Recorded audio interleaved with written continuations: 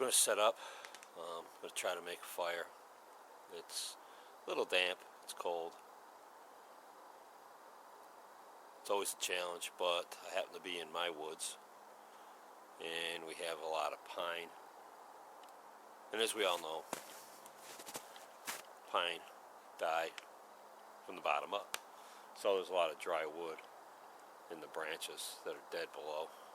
Give it a try. See what happens. I'm out here. I don't know if you can see it. I have my fronts pack on.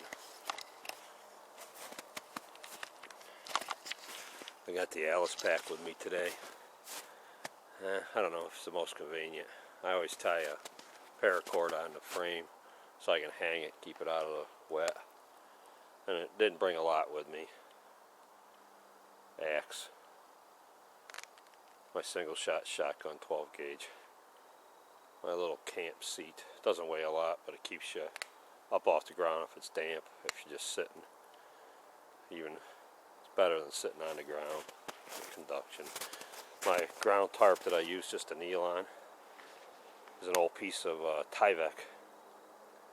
Actually, I from when we were building the house, I just grabbed the piece, I folded it up, I put it in my pack, and it works pretty well. It's really light, it's easy to get around, and it's waterproof when you kneel on it. You don't get all wet when you're trying to get your fire going. Alright, we got a fire pit here. This is an old one. It's got stone around it. It is one that we've used before in the woods. But, alright. Also, I ran in some coyote tracks that cut across the property here. So, that should be interesting. Some of the guys were out today, actually coyote hunting. I saw them dropping the dogs off of the trucks and stuff. We have some local farmers that do that at least a couple times a year, and they'll come through the properties. Everybody kind of just lets them do it. You know, there is to keep control of the population of coyotes. What we do seem to have a big problem out here, and I think I may start taking a look at trapping and things, is foxes. A lot of foxes. We've lost a lot of turkey.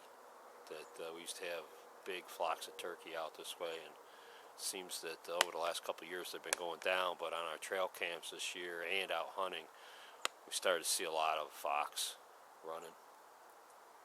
So maybe we'll have to take that in consideration and go out and see what we can do with them. But right now, I think I'm just going to, because I'm tired of being inside, tired of plowing, tired of driving through snowstorms, I'm just going to sit out here. I'm going to make myself a little fire, maybe get myself a little something to warm up, something to eat. I think I got some that mountain something or other, macaroni and cheese in a bag. It's okay, it's dry. Other than that, that's it. See you later. Okay guys, just that quick, we got a fire going. Like I said, we got plenty of pine on our property here. I just wanted to share real quick. Probably everybody carries this stuff with them, but I mean, in my fire kit, it's not very big. Well, maybe by comparison to some. It's this dry bag. I think I got this at Walmart for a couple bucks. In that dry bag, I carry the Strike Force. It's probably one of my favorite. It will, you have to forgive me, I'm hand holding this. Just pops open. Okay. Everybody probably knows what they are. Striker. Works every time. Even if it gets wet, just got to weep it dry. Works. I carry a tin, and it does have some char cloth in it, and I always carry cloth to make char cloth. It doesn't weigh anything to carry, and if all else fails and you got a little piece of cloth, you can always make char cloth for your next fire, because your next one might not be as easy. You may not have that dry stuff. It may be a really wet environment. I cheat like heck. This is a little sandwich bag that always carries cotton balls and Vaseline in it. Gives you a lot of opportunity to get stuff burning because it burns a long time. Just one or two cotton balls, shred it up a little bit, so a lot of burn area, and it gives you a lot of time and burn time to get something going that might be a little bit damp. I also carry, for no particular reason, carry a lighter, small lighter. I don't think I've ever used it, but it doesn't weigh anything, and they don't cost anything, barely. I carry matches in a waterproof. Carry, this is going to sound odd to some, maybe not others, a pencil sharpener, just a little cheap pencil sharpener. And if it's really, really wet outside and you're trying to make like a Maya dust or something, maybe you can find some little fat woods, and you could, or anything, and you could take this and you make the shavings out of it. And we all know the thinner, the big pile of thin Maya wood, whatever you want to call it, lights up better. So I always carry this with me. I've tried it. I've tried, going ahead and taking small sticks off of branches off of trees, and shaving them down just like a pencil, guys.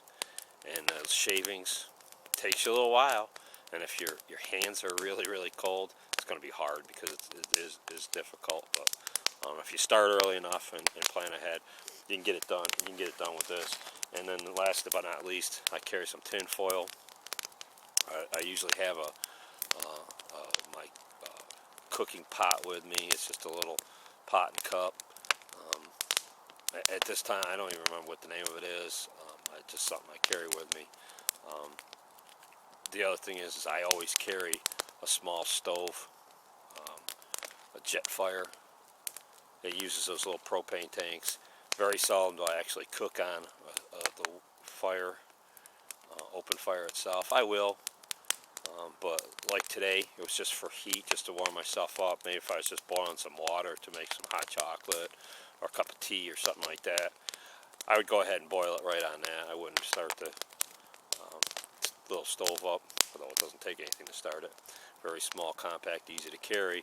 But my biggest thing is that a lot of times in the forest that I'm in, the easiest way to start a fire is with pine, and it leaves that sappy smell and taste and stuff in any food. Don't think it's good for you, but if that's the way you're going, that's why I carry a little camp stove with me all the time. Even if you get a squirrel, rabbit, if you're snaring or anything, you usually boil it up anyway, or you can just boil it up, shred up the meat, put it in a little water, boil it up. It cooks it just fine. Everything is about what seasonings you bring with you, right? I mean, today I don't have anything, but you bring yourself some seasoning and put it on your meat, whatever your game meat is. It does, as Dave Canterbury would say, you're smoothing it that way. And I'm smoothing it with all this stuff. I never go out for any more than maybe an overnight or two, or weekend, or 2 or 3 days. Every once in a while we'll take a wilderness canoe trip or something.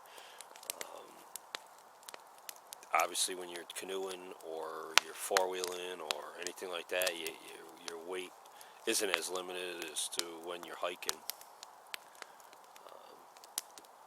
Alright, well, I just wanted to see that. Just wanted to see a little bit of what I could do just for practice. So you know you can do it when you have to. Alright, well, and to me it's relaxing and fun. There you go. Smoothing it in the woods. Sports Ranch. Talk to you later. Bye.